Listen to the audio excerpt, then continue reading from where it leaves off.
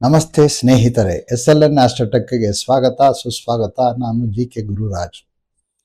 ನಿಮ್ಮ ಜಾತಕದಲ್ಲಿ ರವಿ ಪುನರ್ವಸು ಪುಷ್ಯ ಆಶ್ಲೇಷ ನಕ್ಷತ್ರದಲ್ಲಿ ಇದ್ದಾನೆಯೇ? ಹಾಗಿದ್ದರೆ ಈ ವಿಡಿಯೋವನ್ನ ತಪ್ಪದೆ ನೋಡಿ. ನಿಮ್ಮ ಮಾತಿನ ಶೈಲಿ, ಕೆಲಸ ಮಾಡುವ ವಿಧಾನ, ಸ್ನೇಹ ಸಂಬಂಧಗಳು, ಮನಸ್ಸಿನ ಸ್ವಭಾವ, ಜೀವನದ ಏರಿಳಿತಗಳು ಮತ್ತು ನಿಮ್ಮಲ್ಲಿ ಅಡಗಿರುವ ವಿಶೇಷ ಗುಣಗಳ ಬಗ್ಗೆ ಈ ವಿಡಿಯೋದಲ್ಲಿ ತಿಳಿದುಕೊಳ್ಳೋಣ. ಗಮನಿಸಿ, ಇದು ಜನ್ಮ ನಕ್ಷತ್ರದ ಫಲವಲ್ಲ. ಜಾತಕದಲ್ಲಿ ರವಿ ಇರುವ ನಕ್ಷತ್ರದ ಆಧಾರದ ಮೇಲೆ ಹೇಳುವ ಫಲಗಳು. ಬನ್ನಿ ತಿಳಿಯೋಣ. ಮೊದಲಿಗೆ ಹಿಂದೆ ಮೃಗಶಿರ, ಆರ್ದ್ರ, ಪುನರ್ವಸು ನಕ್ಷತ್ರಗಳ ಬಗ್ಗೆ ಸರಣಿಯ ಬಗ್ಗೆ ಮಾಡಿದ್ದೆ. ಈಗ ಪುನರ್ವಸು ನಕ್ಷತ್ರ 4ನೇ ಪಾದದಲ್ಲಿ ಫಲ ವಿಭಾಗವನ್ನು ಹೇಳೋಣ. ಇವರು ಪುನರ್ವಸು ನಕ್ಷತ್ರದ 4ನೇ ಪಾದ ಇರುವಂತಹ ಫಲ ವಿಭಾಗ ಏನಪ್ಪಾ ಅಂದ್ರೆ, ಮಾತಿನಲ್ಲಿ ಹಿತವಿತವಾಗಿ ಮಾತನಾಡುವವರು, ಕಾರ್ಯದಲ್ಲಿ ತುಂಬಾ ಸಿದ್ಧಪುರುಷರು, ಹೇಳಿದ್ದಷ್ಟೇ ಮಾತ್ರ ಮಾಡುವಂತಹ ವ್ಯಕ್ತಿ, ಅನವಶ್ಯಕವಾಗಿ ಹೆಚ್ಚು ಮಾತನಾಡುವುದಿಲ್ಲ, ಒಂದು ಪ್ರೇಮ ಪ್ರಣಯಗಳಲ್ಲಿ ಒಂದು ರೀತಿಯಾದಂಥ ಗಾಂಭೀರ್ಯತೆಯನ್ನ ನಡೆದುಕೊಳ್ಳುವವರು. ತಮ್ಮ ಸಂಗಾತಿಗೂ ಸಹಿತ ಈ ಗಾಂಭೀರ್ಯತೆ ಗೊತ್ತಾಗೋದಿಲ್ಲ. ಅಂಥ ಒಂದು ಶಾಂತ ಸ್ವಭಾವದವರು. ಪುಷ್ಯ ನಕ್ಷತ್ರ 1ನೇ ಪಾದ. ಇವರು ಸ್ನೇಹಜೀವಿಯಾಗಿರ್ತಾರೆ. ಯಾರೊಂದಿಗೂ ಸಹಿತ ಒಂದು ರೀತಿಯಾದಂಥ ಮನಸ್ಸಿಗೆ ನೋವುಂಟು ಮಾಡುವಂತಹ ಮಾತುಗಳನ್ನು ಆಡೋದಿಲ್ಲ. ಒಳ್ಳೆಯ ಹಿತವಿತವಾದಂಥ ಭಾಷೆಗಳಲ್ಲಿ ಚೆನ್ನಾಗಿ ಮಾತನಾಡ್ತಾರೆ. ಏನು ನುಡಿತಾರೆ ಅದರಂತೆ ನಡೀತಾರೆ. ಅದಕ್ಕೆ ಇವರು ಧೀರ, ಒಳ್ಳೆ ಶಕ್ತಿವಂತರು ಅಂತ ಕರೀತಾರೆ. ಆದರೆ ಇವರಿಗೆ ಕೋಪ ಬಂದರೆ ಬಹಳ ಶೀಘ್ರವಾಗಿ ಕೋಪ ಬರುತ್ತೆ. ಅಷ್ಟೇ ಶೀಘ್ರವಾಗಿ ಶಾಂತತೆಯನ್ನ ಇವರು ಮಾಡ್ಕೋತಾರೆ. ಅಂತ ಸ್ವಭಾವದವರು. ಮತ್ತೆ ಛಲವಾದಿಗಳು, ಸಾಧಿಸುವಂತಹ ವ್ಯಕ್ತಿಗಳು. 2ನೇ ಪಾದ ಪುಷ್ಯ ನಕ್ಷತ್ರ. ಇವರು ತಾನಾಯಿತು ತನ್ನ ಕೆಲಸ ಆಯಿತು, ಇನ್ನೊಬ್ಬರ ವಿಚಾರಕ್ಕೆ ಹೋಗೋದಿಲ್ಲ. ತಮ್ಮ ಕೆಲಸಕ್ಕಾಗಿ ಅನೇಕ ರೀತಿಯಾದಂಥ ಪ್ರಯತ್ನ ಮಾಡಿ ಅದರಲ್ಲಿ ಒಂದು ರೀತಿಯಾದಂಥ ಜೀವನ ಸಕ್ಸಸ್ ಅನ್ನು ಮಾಡ್ಕೊತಾರೆ. ಒಂದು ರೀತಿಯಾದಂಥ ಸಾಧಾರಣವಾದಂಥ ವ್ಯಕ್ತಿ, ಯಾರಲ್ಲೂ ವೈರತ್ವ ಮಾಡಲ್ಲ. ಒಂದು ರೀತಿಯಾದಂಥ ತಟಸ್ಥದಲ್ಲಿ ಇವರ ಜೀವನ ನಡೆಸ್ತಾರೆ.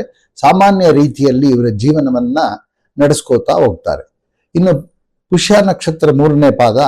ಇವರು ಒಂದು ರೀತಿ ಕಷ್ಟದ ಒಂದು ಸಹಿಷ್ಣುತೆ, ಇವರಲ್ಲಿ ಒಂದು ಕಷ್ಟ ಸಹಿಷ್ಣುತೆ ಇದೆ. ತಾನು ದುಡಿದಂತ ಹಣವನ್ನ, ಕೆಲವು ಆಪತ್ತು ಹಣ ತಮ್ಮ ಜೀವನಕ್ಕೆ ಇಟ್ಟುಕೊಂಡು ಇನ್ನು ಉಳಿದಿದ್ದ ಕೆಲವು ಹಣಗಳನ್ನ ದಾನ ಧರ್ಮಗಳಿಗೆ ಮಾಡುವಂತಹ ಸಹೃದಯ ವಿಶಾಲತೆ ಇರುವಂತಹ ವ್ಯಕ್ತಿ. ಮತ್ತೆ ಇವರ ಹುಟ್ಟಿದ ಸಮಯದಲ್ಲೂ ಮತ್ತೆ ಬೆಳಿತಾ ಸಮಯದಲ್ಲೂ ತಂದೆಯಿಂದ ಸ್ವಲ್ಪ ದೂರ ಇರ್ತಾರೆ. ಜೀವನದಲ್ಲಿ ಕಷ್ಟ ಸುಖಗಳನ್ನ ಸರಿಸಮಾನವಾಗಿ ನೋಡುವಂತಹ ವ್ಯಕ್ತಿ. ಅದಕ್ಕೆ ಇವ್ರನ್ನ ಆದರ್ಶ ವ್ಯಕ್ತಿತ್ವ ಅಂತ ಕರೀತಾರೆ. ಪುಷ್ಯ ನಕ್ಷತ್ರ 4ನೇ ಪಾದ. ಇವರು ಸ್ವಾಭಾವಿಕವಾಗಿ ತಮ್ಮ ಮಾತಿನಲ್ಲಿ ಒಂದು ಮೃದುವಾದಂತ ಮಾತುಗಳನ್ನ ಇವರು ಆಡ್ತಾ ಹೋಗ್ತಾ ಇರ್ತಾರೆ. ಪುಷ್ಯ ನಕ್ಷತ್ರ 4ನೇ ಪಾದ ಒಂದು ರೀತಿ ಮಾತಿನಲ್ಲಿ ಸ್ವಲ್ಪ ತಡವರಿಸ್ತಾರೆ. ಇನ್ನೊಬ್ಬರಿಗೆ ಉಪಕಾರ ಮಾಡಲ್ಲ, ಬೇರೆಯವರಿಂದ ಉಪಕಾರ ಮಾಡಿಸ್ಕೊಳ್ಳಲ್ಲ.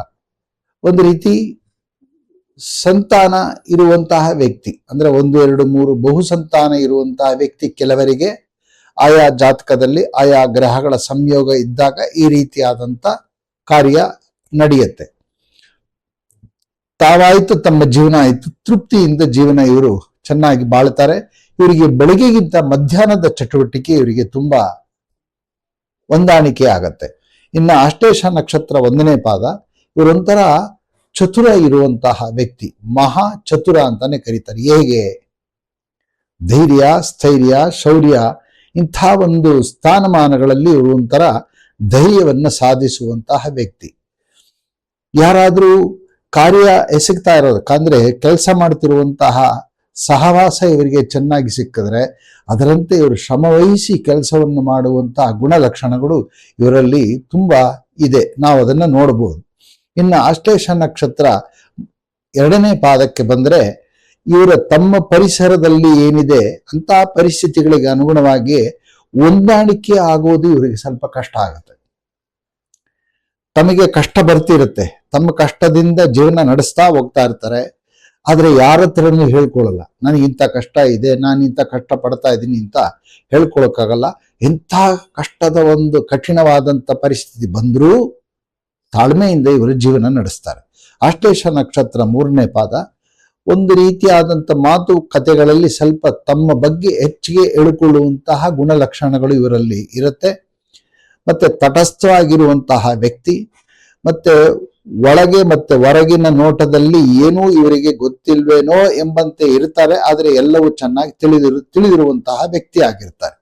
ಇನ್ನ ಆಶ್ಲೇಷ ನಕ್ಷತ್ರ 4ನೇ ಪಾದಕ್ಕೆ ಬಂದಾಗ ಇವರ ಜೀವನ ಒಂದು ರೀತಿ ಏರಿಳಿತ, ಮೇಲೆ ಕೆಳಗೆ ಆಗುವಂತಹ ಜೀವನ ಇವರಿಗೆ ಬಹಳ ಇರುತ್ತೆ.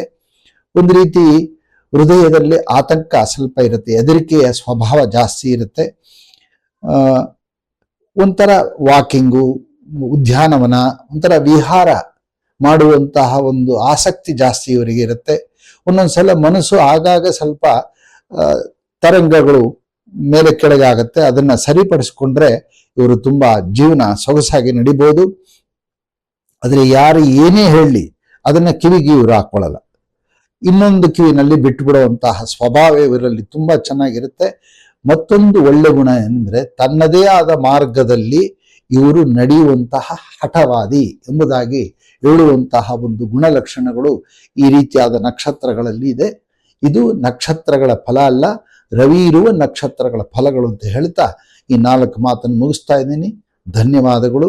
ಲೈಕ್ ಮಾಡಿ, ಶೇರ್ ಮಾಡಿ, ಸಬ್ಸ್ಕ್ರೈಬ್ ಮಾಡ್ಕೊಳ್ಳಿ, ಕಮೆಂಟ್ ಬಾಕ್ಸಲ್ಲಿ ತಿಳಿಸಿ. ಏನಾದರೂ ಬೇಕಾದರೆ ವಿಚಾರವನ್ನ ದೂರವಾಣಿಗೆ ಸಂಪರ್ಕ ಮಾಡಿ, ಅಲ್ಲಿ ನಾನು ಇನ್ನೂ ಹೆಚ್ಚಿಗೆ ವಿಷಯವನ್ನು ನಾನು ತಿಳಿಸ್ತೀನಿ ಅಂತ ಹೇಳ್ತಾ 4 ಮಾತು ಮುಗಿಸ್ತಾ ಇದ್ದೀನಿ. ಧನ್ಯವಾದಗಳು.